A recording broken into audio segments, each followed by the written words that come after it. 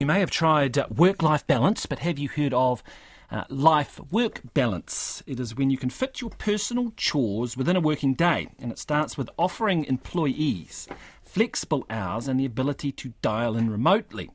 A survey of 1,000 New Zealand job seekers and employees shows those are the two things that matter most to our workforce. Well, joining us is the Managing Director of Frog Recruitment, Shannon Barlow. Good morning, Shannon.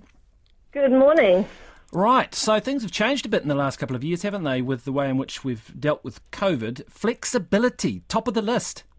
Yeah, it was already really important, but I think working through various lockdowns and working from home has shown that, yes, this can be done. And now that we've got to that stage where it's safe to go back in the office, people don't really want to do that, or there's a lot of people who want that flexibility, not just in where they work, but also when they work.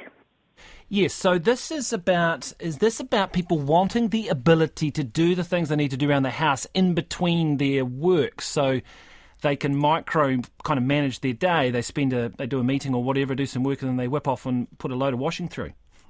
Absolutely. So when you think that the majority of our waking hours are spent working, people just want that freedom to be able to fit those tasks or pleasures around their work life. So it might be that you still work your 8 hour a day, but it might be spread over from, say, 7 a.m. to 7 p.m. with family time, a midday walk, your child's piano recital and a haircut, all fit in throughout the day. So the ability to work remotely is obviously number 2 on the list here of things people want. That obviously isn't available for many professions and many industries. But are we seeing more where it is? I mean, is it becoming increasingly available? Absolutely. I think if we look back pre-pandemic, it was still being offered, but almost in a way it was looked as a way to reward longevity or loyalty once you had that base of trust. Again, since we know that people can still be productive and can be trusted to work from home, it's being offered more freely. And as well as looking at perhaps it's not going to be practical to work 100% from home, and depending on the type of work that you're doing, but to be able to vary those hours is at least one form of flexibility that can work for those people and work within their home life.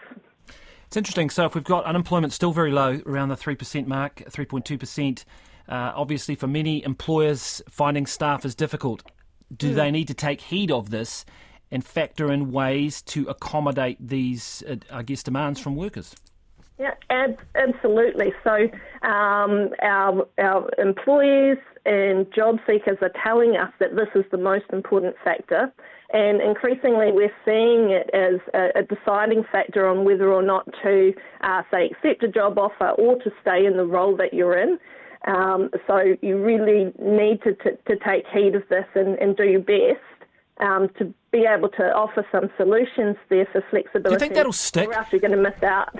Do you think that'll stick? I mean, the power at the moment, I guess, is a little bit more in favour of the employee, given that there is plenty of work around at the moment. If we were to see unemployment increase, as it is forecast to do, although albeit very slowly and not to great levels that we've seen in history, would that change, though, if the power dynamic changed?